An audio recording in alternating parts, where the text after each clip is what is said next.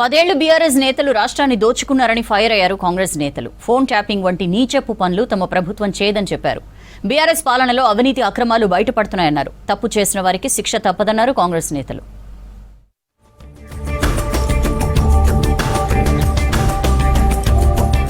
ఈ నెల 28 నుంచి జిల్లాలో పాదయాత్రలకు సిద్ధమయ్యారు రాష్ట్ర కాంగ్రెస్ వ్యవహారాల ఇన్ఛార్జ్ మీనాక్షి నటరాజన్. మన్రేగాపై కేంద్ర ప్రభుత్వ తీరుకు నిరసనగా ఆమె పాదయాత్ర చేయనున్నారు. ఉపాధి హామీ పథకం పేరు మార్చడంతో పాటు పేదల కడుపు కొట్టేలా మోదీ సర్కార్ తీసుకుంటున్న నిర్ణయాలను ప్రజలకు వివరిస్తామన్నారు కాంగ్రెస్ నేతలు. ఏప్రిల్ 1 వరకు జిల్లాలో మీనాక్షి నటరాజన్ పాదయాత్ర కొనసాగుతుందని, గ్రామ సభల్లో ఆమె పాల్గొంటారని చెప్పారు.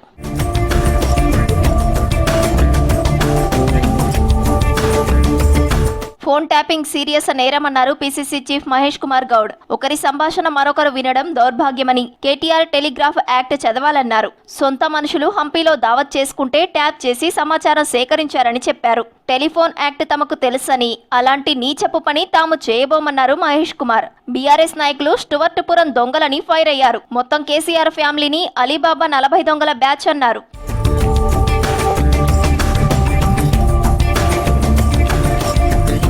10 ఏళ్ల సింగరేణిలో జరిగిన అవకతవకలపై పీఏసీలో చర్చిస్తామన్నారు పీసీసీ చీఫ్ మహేష్ కుమార్ గౌడ్. తమ ప్రభుత్వ హయాంలో సిట్ విచారణలపై ఆరోపణలు చేస్తున్న బీఆర్ఎస్ గతంలో పేపర్ లీక్, డ్రగ్స్ కేసుల్లో వేసిన సిట్లు ఏమయ్యాయో చెప్పాలన్నారు. కవిత కాంగ్రెస్ లోకి వస్తున్నా తాము వద్దంటున్నామని చెప్పారు.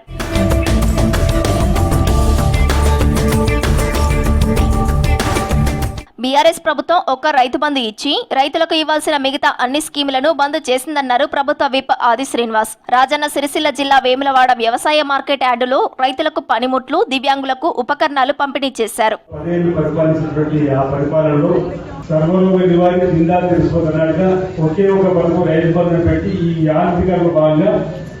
వీటన్నింటినీ బంద్ చేసినటువంటి సందర్భం ఆనాడైతే ఈ రోజు మనం రైతు భరోసా కొనసాగిస్తూ 6,000 ఎకరానికి ఇస్తూ మళ్ళీ వ్యవసాయ యాంత్రీకరణలో భాగంగా రైతుకు మళ్ళీ పనిముట్లు ఇవ్వాలని చెప్పండి.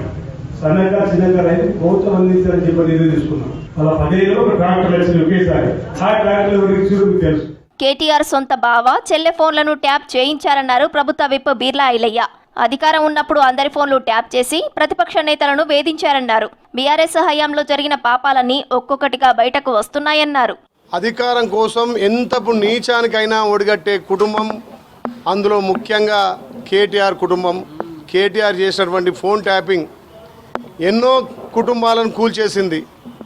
భార్యాభర్తల ఫోన్లతో సహా, ప్రతిపక్షాల ఫోన్లతో సహా, ఆఖరికి తన సొంత బావను, సొంత చెల్లెను కూడా వదిలినటువంటి కేటీఆర్ దుర్మార్గుడు.